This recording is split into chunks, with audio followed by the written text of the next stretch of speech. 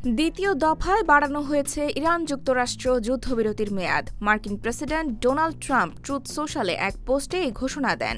ট্রাম্পের এই ঘোষণার পরপরই পাল্টা প্রতিক্রিয়া জানিয়েছে ইরান। ইরানের পার্লামেন্টের স্পিকারের উপদেষ্টা মাহদি মোহাম্মদি বলেছেন, ট্রাম্পের যুদ্ধবিরতি বৃদ্ধির ঘোষণা অর্থহীন। পরাজিত পক্ষ কোনো শর্ত চাপিয়ে দিতে পারে না।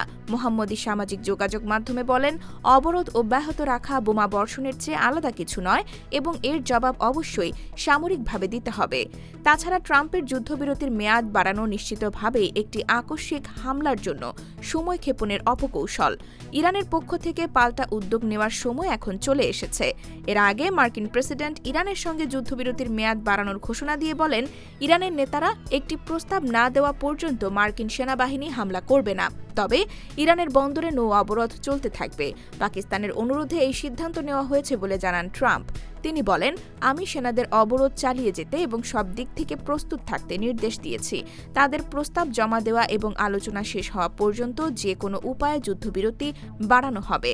কোনো নির্দিষ্ট সময়সীমা না থাকায় এই যুদ্ধবিরতি অনির্দিষ্টকালের জন্য বলে মনে করছেন বিশ্লেষকরা।